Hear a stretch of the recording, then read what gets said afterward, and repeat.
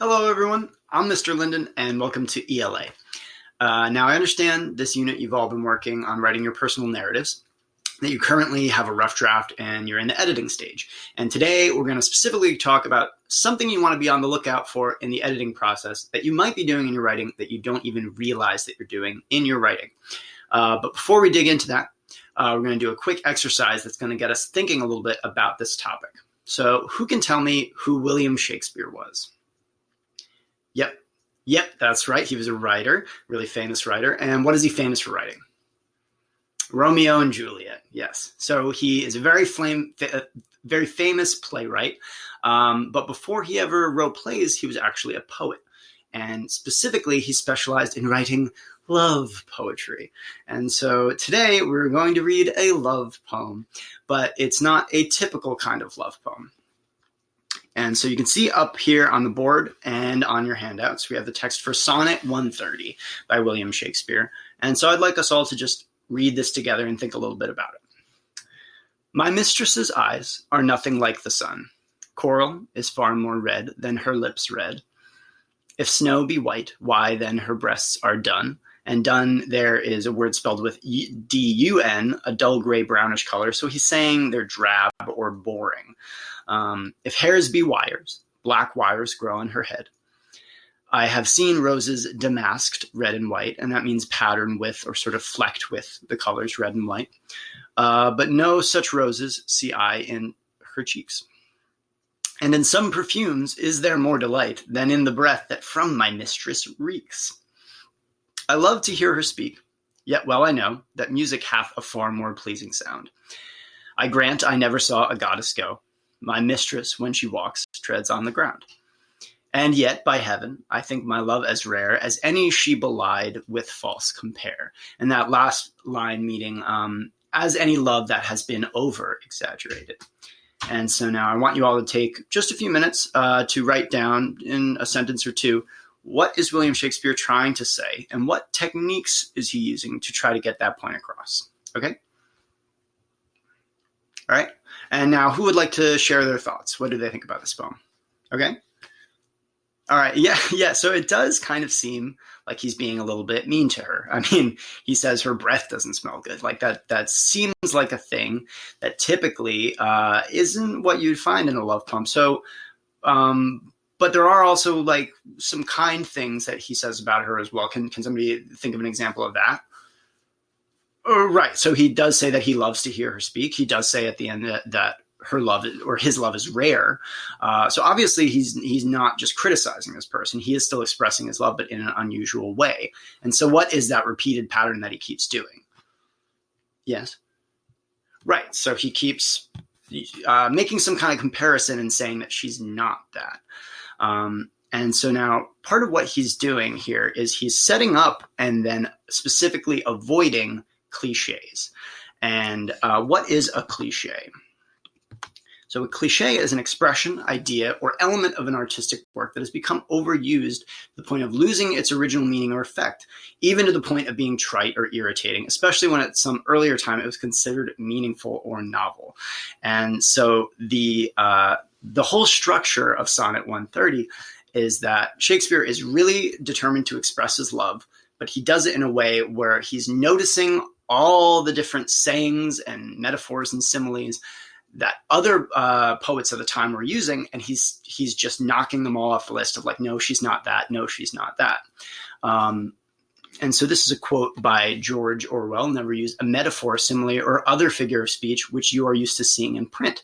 And this is advice that we all should be following in our own personal writing.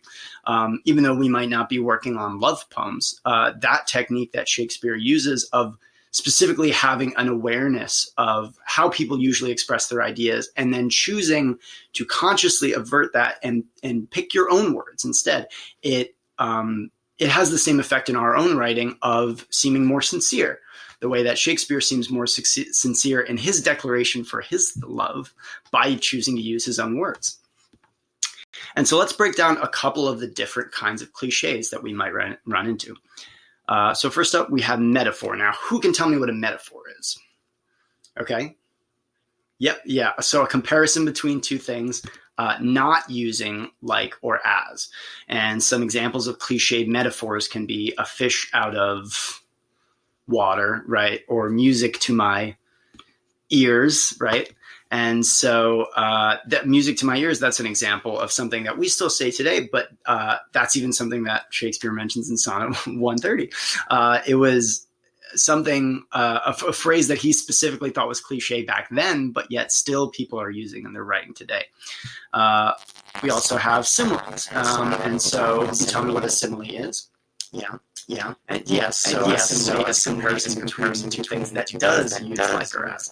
And again, important to remember that metaphors or similes on their own are not bad.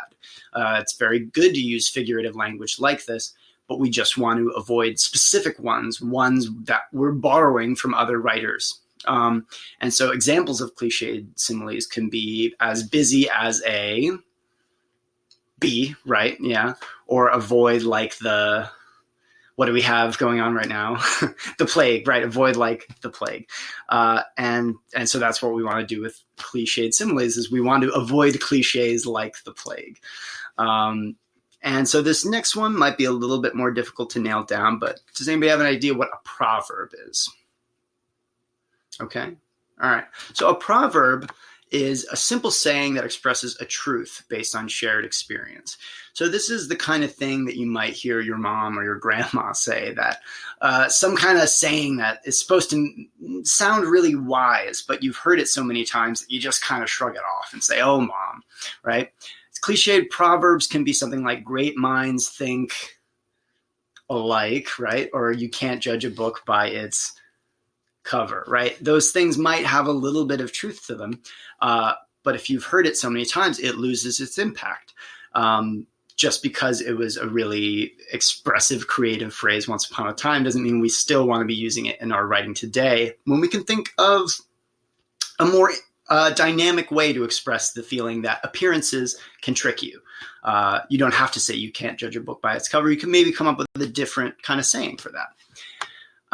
And so now what we're going to do next is we have a little activity about on your handouts that you see out there of a chart and a list of some cliched phrases. And so what I want you to do is break off into groups of 4 and sort that list out into this chart. And what this is going to do is going to check for your knowledge of figurative language, of being able to determine metaphors from similes, also being able to maybe identify some of those proverbs. And also you will be looking at a list where maybe you'll gain a little bit more of an awareness of what some cliches in writing are.